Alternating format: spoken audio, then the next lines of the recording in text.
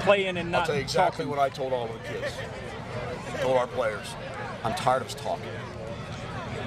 Winners that have done the things that we've done are doers. I'm tired of the talking. So let's go do it.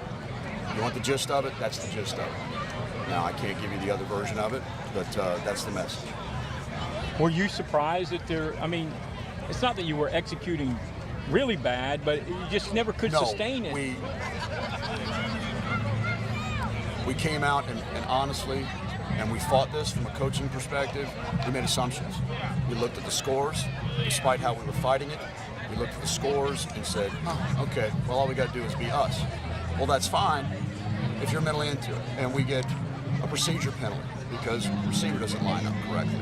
And then same receiver drops a quick game pass, and then we're behind the sticks. And then we had some mental errors in some other positions. And a couple of mental errors at quarterback. We got a post running free early. You know, he missed the read on it. The execution at times is incredibly good. We're finding ourselves in regards to our playmakers. We know we have youth across the board. Even our experienced guys, the redshirt sophomores in the backfield. We're finding our playmakers. I knew like run. We knew Terrance could run, but he's a true freshman. Those guys need actual game reps and learning it. Every day is a learning experience for our tackles as well. You know, it's game execution and understanding what it takes to execute on a consistent level. And then the playmakers kind of develop and arrive, and they identify themselves. And who will compete? Who will play the game of college football? You know, I'm very proud of our kids. They work hard. They do. They work hard. We need to grow up and mature and be that type of football team from the very first snap. The way you guys played in that third quarter, does that give you some excitement that that's how they can play when they're playing at their best? It gives me excitement. My concern is when somebody's flat hitting us in the mouth and it's not feel-good time and they're not riding momentum. That's when I'm concerned. It's easy to ride that kind of wave. You still got to go out and execute, and they did. But when you're feeling good, things come to you. And I want them feeling good at all times, but in the heart of competition, even when they're down, that's where I want them. I want them in a place like, we're going to make something good happen because we'll execute.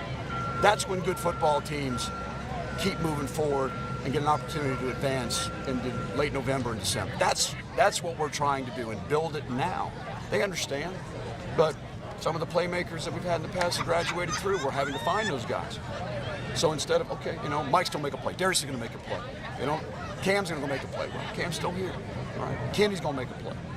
It's time for all those guys just to do it, snap after snap after snap, and all of a sudden you become very, very dangerous.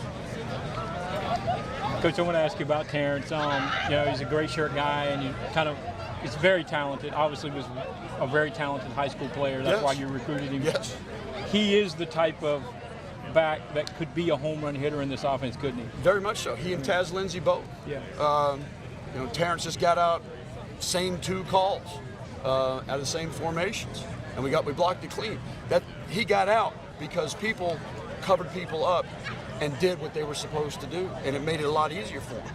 It's only the second time around as opposed to the third. But you know, when that thing cut back on the first one, we've got two guys exactly where they're supposed to be, and we've got 2-on-1 leading it as he broke it and cross-fielded. So we've got guys buying in.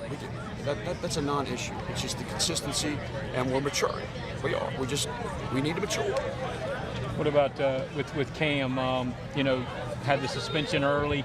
Had to sit and watch, and he said it was painful, and you hope in situations like that young guys mature and understand what they're missing, and he has obviously responded the last 2 weeks. He's been a big part. Perspective does a wondrous thing, doesn't it?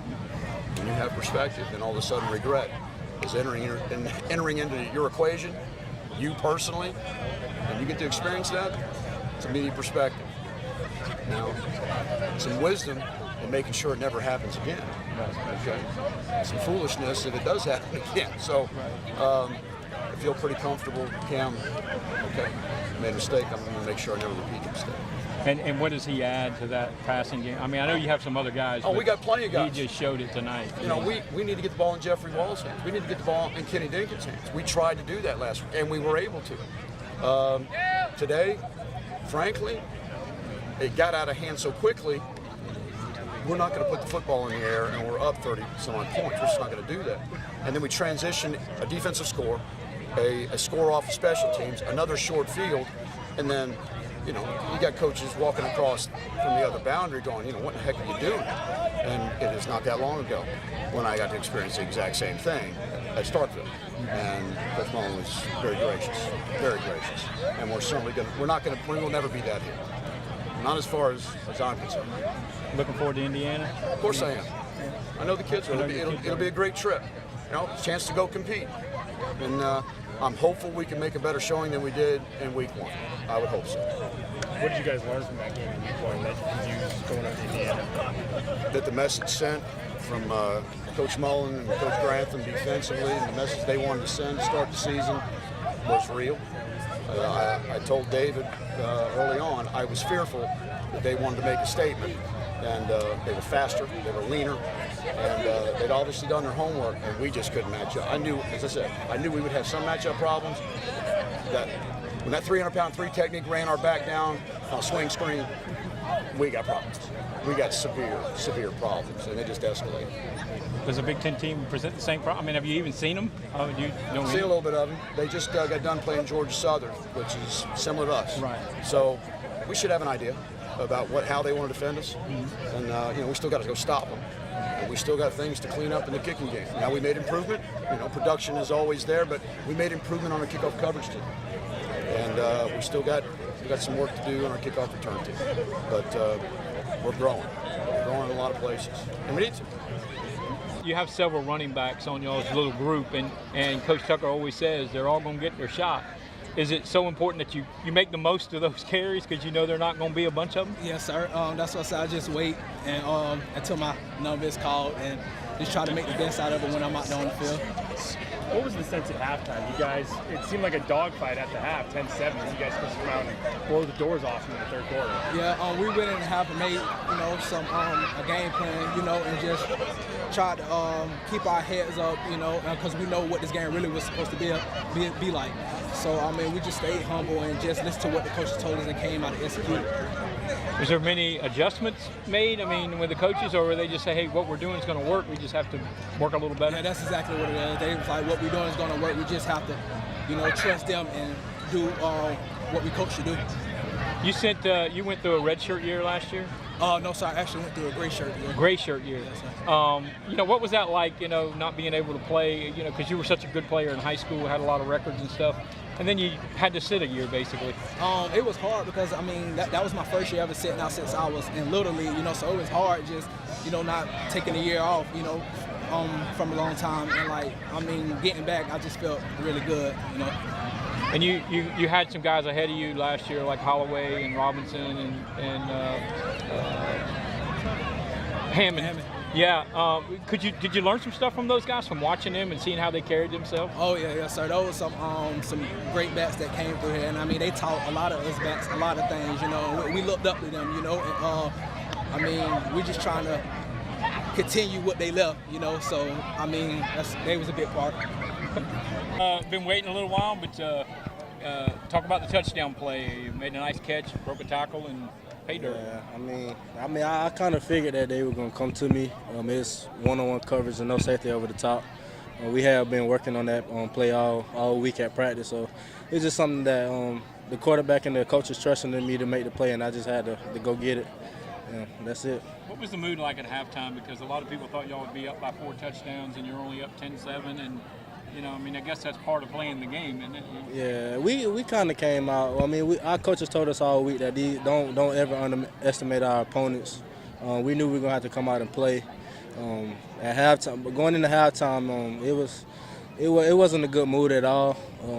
This is not what it looks like to play CSU football. We just had to come out and compete in the second half and try to get up as much as we can. Did someone say something to you guys at the half that just kind of sparked everyone and got you guys going? Oh, yes, sir, Coach Tuck. He always say, don't let this be lip service. Let your actions do all the talking out on the field, and that's what it did. It sparked us out here, and then we just had to come out here and make plays.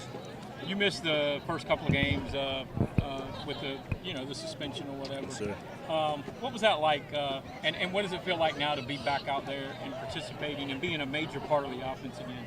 You know, whenever you have to sit back and watch your brothers play, it's tough, man. Not being out there because of a silly mistake that I made, it cost us big time, and me not being there with them, that's what hurt me most.